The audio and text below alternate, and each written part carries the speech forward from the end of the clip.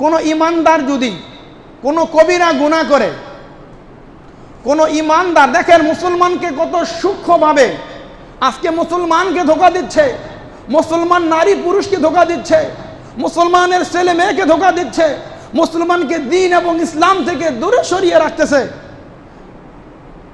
এই হিজবুত তাওহীদের ইমাম গাজাখুর সেলিম সে বলতেছে কোনো মুসলমান কোনো মুমিন যদি কবিরা গুনাহ করে তাহলে এই কবিরা গুনাহ সম্পর্কে আল্লাহ তাআলা তাকে জিজ্ঞাসাবাদ করবেন না, নাউজুবিল্লাহ।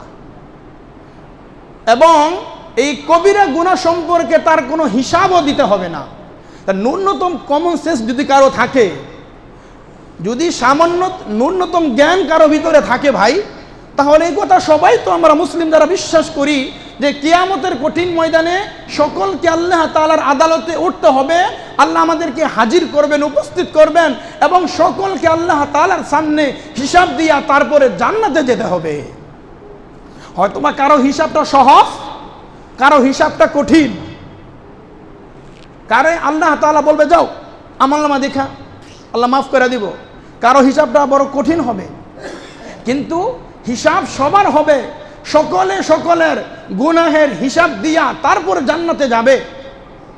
আর পাগল কি বলতেছে? পাগল মুসলমানদেরকে গুনাহের দিকে ধাবিত করার জন্য, আমাদেরকে গুনাহের দিকে সয়লাভের জন্য ধাবিত করার জন্য মুসলমানের সন্তানকে শিখাইতেছে, যুবক যুবতীদেরকে, আমার ছেলে আমার মেয়েকে ঈমান হারা করার জন্য, বেঈমান বানানোর জন্য বলতেছে তোমরা যত গুনাহ করো, বলে তোমাদের গুনাহ সম্পর্কে তোমাদেরকে জিজ্ঞাসা করা হবে না এবং এই সম্পর্কে তোমাদেরকে জিজ্ঞাসা করবে না।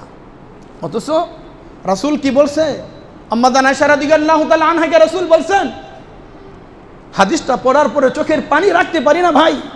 রাসূল বলেছেন, ইয়া আয়েশা ইয়াকা ওয়া মুহাক্কিরাতিয যুনুব ফাইন্না লাহা মিনাল্লাহি তালিবান। আয়েশা রে, ও আয়েশা, তুমি ছোট গুনাহ থেকে বেঁচে থাকো। ইয়াকা, সাবধান, ওয়া মুহাক্কিরাতিয যুনুব। বহু উলামায়ে কেরাম এখানে আছেন। আয়েশা, তোমাকে ছোট তুচ্ছ তাচ্ছিল্য ছোট গুনাহ সম্পর্কে আয়েশা তোমাকে জিজ্ঞাসা করা হবে হাসরের ময়দানে। ফাইন্না লাহা মিনাল্লাহি তালিবান। আয়েশা রে, এই ছোট গুনাহ সম্পর্কে তোমার থেকে তলব করা হবে, খোঁজ নেওয়া হবে, খবর নেওয়া হবে তুমি ছোট গুনাহগুলো ছাড়ছো কিনা।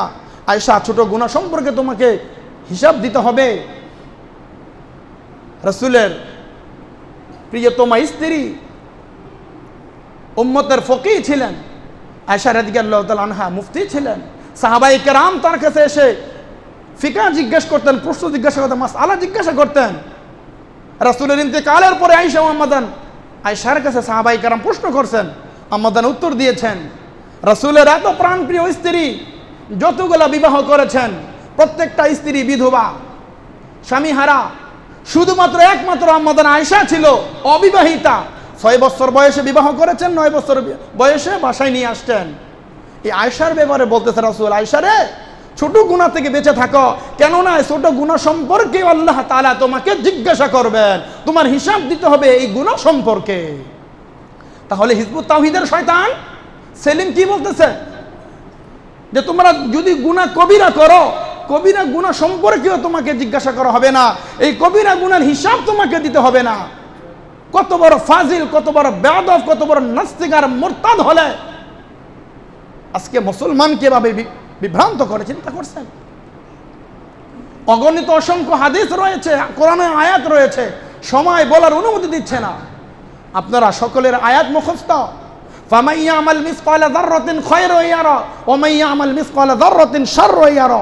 অনুপরিমাণ ভালো কাজ করো, অনুপরিমাণ খারাপ কাজ করো, বলে যাররা পরিমাণ ভালো আর খারাপ যা তুমি করো, বলে প্রত্যেকটা আল্লাহ তাআলার আদালতে বিচার হবে, হিসাব দিয়া তারপরে জান্নাতে যেতে হবে।